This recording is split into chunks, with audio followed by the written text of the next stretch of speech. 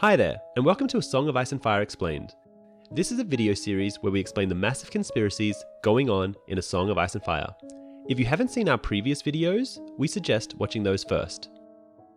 So, let's continue on with Sansa 1, A Game of Thrones. This chapter is 5,085 words long, and is told from the perspective of Sansa Stark, the eldest daughter of Eddard and Catelyn Stark.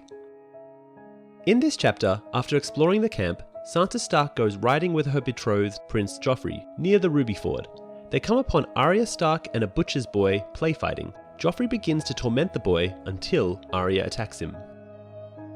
Sansa is having breakfast with Septa Mordane inside an inn near the Trident, when Sansa feeds her direwolf Lady under the table. The Septa says that although Sansa is a good girl, she is as willful as her sister Arya when it comes to her direwolf. Septa Mordane informs Sansa that they have been invited to ride in the wheelhouse with Queen Cersei and Princess Marcilla. Sansa has been looking forward to this for a week, hoping for a chance to be with her prince.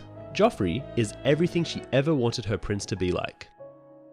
Tall and strong and handsome. The one thing Sansa is afraid of is that Arya will ruin everything for her. Septa Mordane wants Sansa and Arya to dress well for the event, and Sansa has already decided on a fine silk dress. She does not expect Arya to wear anything appropriate. Sansa begs to be excused so she can look for Arya. She finds her sister on the banks of the Trident, trying to comb the mud out of her direwolf Nymeria's fur. Arya is not interested in riding in the wheelhouse, and intends to go riding with Micah to look for rubies in the river. Sansa insists that there is no fun in riding because there is nothing to see, but Arya is fascinated by all the new flowers and landmarks and people they are seeing along the way. Sansa informs Arya that she has to come, asking why anyone would want to ride a stinky horse when they could ride in the wheelhouse on pillows, while eating lemon cakes and keeping company with the Queen. Arya replies that she does not even like the Queen and still intends to go riding. Sansa, giving up, leaves, but Arya yells after her that Lady will not be allowed in the wheelhouse, which leaves Sansa speechless. When she nears the camp, Sansa sees a crowd gathered around the wheelhouse. The council has sent an honor guard from King's Landing to accompany them the rest of the way. The party includes 2 knights in fine armor, a strong old man in white armor, and a beautiful young man in green armor. There is also a gaunt, grim man that Sansa finds so terrifying she backs right into the hound. Sansa kneels and hugs Lady, and next thing she knows, the 2 new arrivals are standing above her. Joffrey explains that the terrifying man is Sir Ilan Payne, the King's Justice, or Royal Executioner. The White Knight then introduces himself as Sir Barristan Selmy, Lord Commander of the Kingsguard, but the Green Knight insists that she can guess who he is, based off his age and antlered helm. Sansa correctly deduces him to be the King's youngest brother, Lord Renly Baratheon. Feeling more comfortable, Sansa apologizes to Sir Ilan Payne, but the man does not speak. Once he has left, Joffrey explains that his tongue was ripped out by Mad King Aerys. The Queen says that she must speak with the councillors, and therefore must postpone the day with Marcilla. Instead, she asks Joffrey to entertain her, and Sansa is overjoyed with the idea of a whole day with her prince. Sansa offers to do whatever Joffrey wants, and when he suggests that they go riding, Sansa gushes that she loves riding. Joffrey then suggests that it would be best to leave Lady and his dog, Sandor Clegane, behind. "If you like," she said uncertainly. "I suppose I could tie Lady up." She did not quite understand though. "I didn't know you had a dog." Joffrey laughed. "He's my mother's dog, in truth. She has set him to guard me, and so he does." "You mean the hound?" she said. She wanted to hit herself for being so slow. Her prince would never love her if she seemed stupid. "Is it safe to leave him behind?" Prince Joffrey looked annoyed that she would even ask. "Have no fear, lady. I am almost a man grown, and I don't fight with wood like your brothers." Joffrey brandishes his sword, Lion's Tooth. They ride along the river, exploring the countryside until they draw near to the battlefield where King Robert defeated Rhaegar Targaryen. Then they hear an odd sound, like wooden clattering, coming from nearby. In a nearby clearing, they find a boy and a girl play fighting with sticks. The boy, taller and older than the girl, is winning. When the girl is disarmed by a smack on the hand, Sansa recognizes her as Arya. Joffrey laughs, and the boy, a butcher's boy named Micah, drops his stick. Joffrey begins to taunt Micah and challenges him to a fight, sword against stick. Micah insists that Arya asked him to fight her, which Sansa quickly realizes is the truth. Joffrey remains oblivious, however, and goes so far as to prick the boy's cheek with his sword.